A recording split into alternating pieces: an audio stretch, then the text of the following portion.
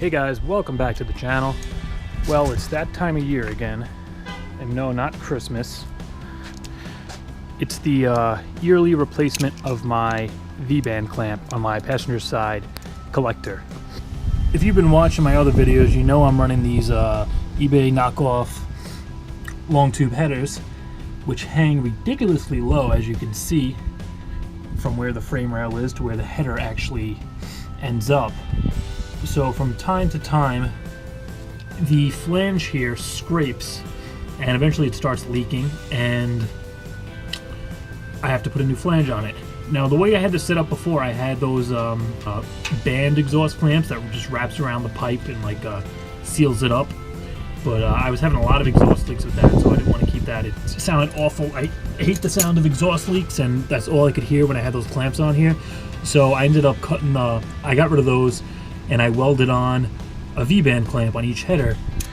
Now, for those of you who aren't familiar with what a V-band clamp is,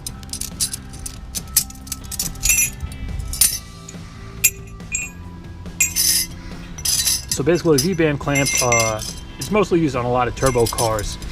Like the flange on the turbo would be this, or the downpipe coming off the turbo. And what it is basically just two flanges here. So this gets welded onto one side of the pipe. This side gets welded onto the other side, and if you see, there's kind of like a little lip on here, and these two just lock together perfectly. And then this whole assembly fits inside the actual clamp, and that's what holds the pipes together. And it's a really tight, secure connection.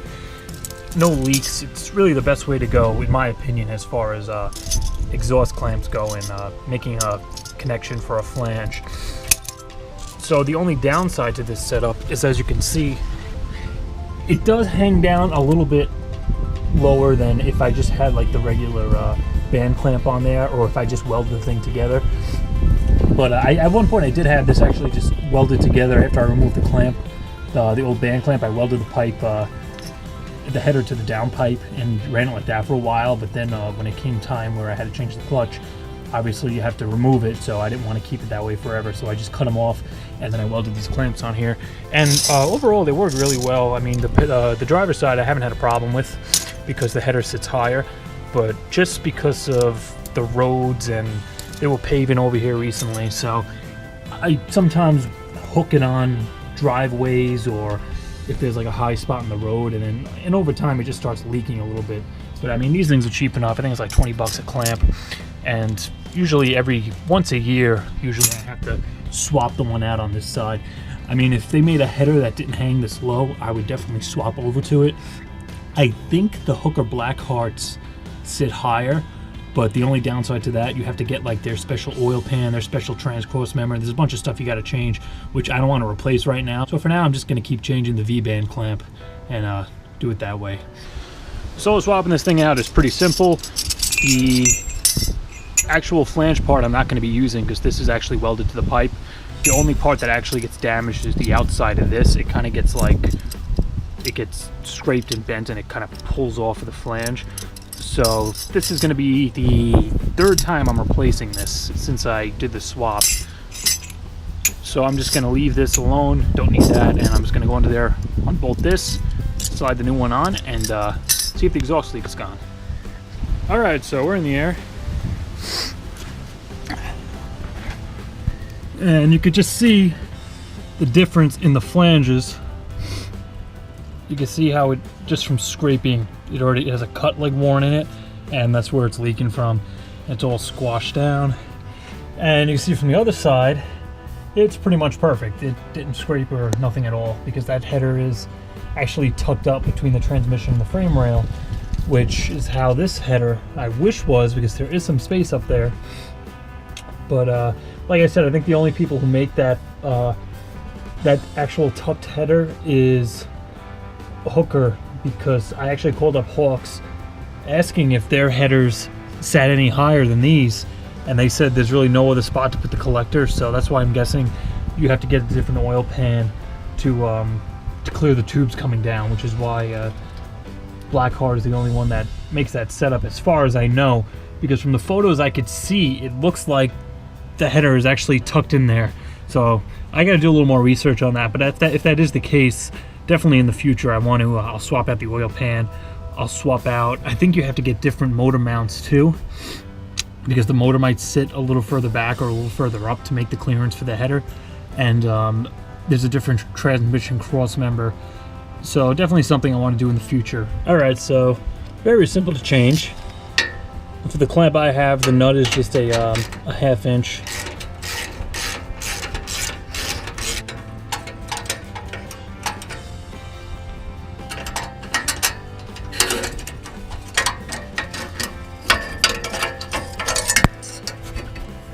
All right, so there's our clamp.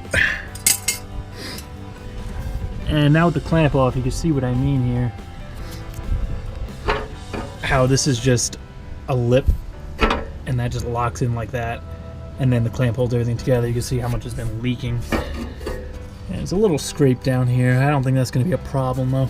Just getting the new clamp on here should stop the leak. All right, so here's the old and the new. And like I said, you see where it wore through there and just started leaking. It's all bent and like flattened out, and then it started leaking through the bottom, and then the exhaust was just coming all the way around. And here's my new one. And this did look like this a year ago, so yeah, the road and scraping really does put a toll on these stupid things. But let's get the new one on. All right, so I'm gonna put this so it's positioned how the other one was, where the bolt is like that, so that's not hanging down and causing even more unnecessary scraping. Well, it just goes over that like that. Now here's where it gets a little difficult, because the way this has been rubbing and it's kind of tweaked, so I gotta kind of put pressure to pull these two together.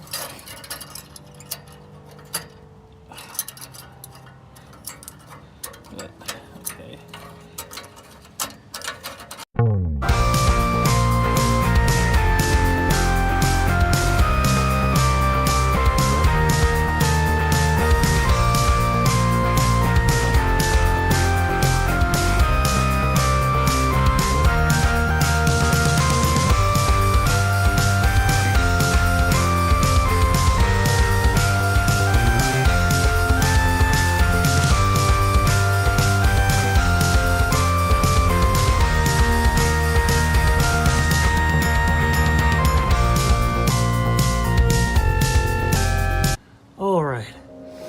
So after a good maybe 20 minutes of messing with this thing, I got it on.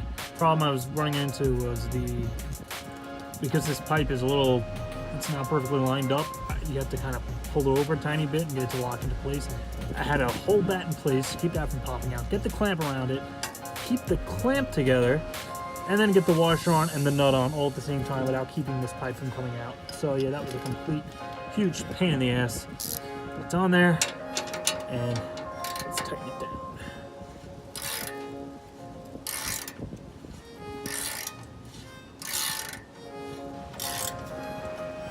And I'm happy with that. All right, so let's start it up and see if the leak is gone. All right, look at that. No more exhaust leak.